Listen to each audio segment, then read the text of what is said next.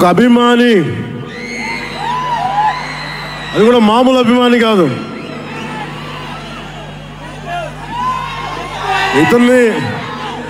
ఇతని స్థాయి, ఇతని విజన్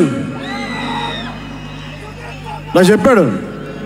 జానీ సినిమాని చూసి ఆ హెడ్ బ్యాండ్ కట్టుకొని ఒక 4 రోజులు తీయలేదు. వాళ్ళ అమ్మగారు తిట్టి దాచేశారంట. ఆ పిచ్చి పట్టుకుంది. సినిమా తీయాలని చెప్పి సాహో సినిమా తీసిన తర్వాత త్రివిక్రమ్ శ్రీనివాస్ గారు, సుజీత్ అని ఒక యంగ్ డైరెక్టర్ ఉన్నాడు, మీరు చేస్తే చాలా బాగుంటుంది అని నా దగ్గరికి సుజీత్ని పరిచయం చేశారు దానయ్య గారి ద్వారా. సుజీత్ ఎక్స్ప్లెయిన్ చేసేది తక్కువ, మనకి చేసేది ఎక్కువ. కథ చెప్పేటప్పుడు ఎలా ఉంటుందంటే ముక్కలుగా చెప్తాడు. ఇలా ఉంటుంది, ఇలా వస్తాడు, 80s స్టైల్, మీ గెటప్ ఇలా ఉంటుంది, ఇలా ఉంటుందని చెప్తారు. చిన్న కటానా ఉంటుంది సార్. తీసేటప్పుడు అతని సత్తా తెలుస్తుంది, మామూలుగా కాదు. అండ్ నేను ఈ సినిమాకి ఇద్దరే stars, not Pawan Kalyan. First star ఎవరు బాగా చేయాలన్నా director, writer, first credit should go to Sujith.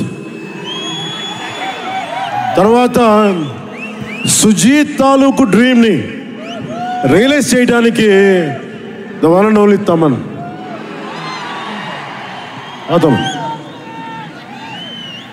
వీళ్ళిద్దరూ ఎంత పిచ్చిగా చేశారంటే, వీళ్ళు ఒక ట్రిప్లో ఉన్నారు సినిమా అంతా. వీళ్ళ ట్రిప్లో నన్ను కూడా లాగేశారు. ఎలా లాగారంటే నాకే తెలియదు. నేను డిప్యూటీ సీఎం అని మర్చిపోయాను నేను ఈరోజు.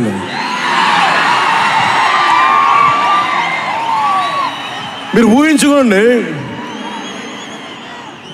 ఒక డిప్యూటీ సీఎం ఇలా కత్తి పెట్టుకొని వస్తే ఎవరైనా ఊరుకుంటారు చెప్పండి? సినిమాలో కాబట్టి చెల్లిపోయింది.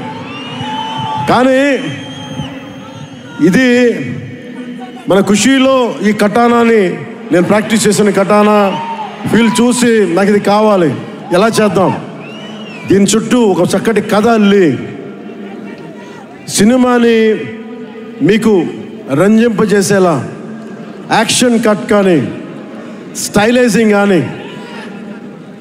చాలా చాలా బాగా చేశారు అది. అలాగే డిఓపి రవిచంద్రన్ గారు క్లాసిక్ విజువల్స్ తోటి, మనోజ్ పరమహంస గారు, వీళ్ళిద్దరూ చాలా బాగా వర్క్ చేశారు.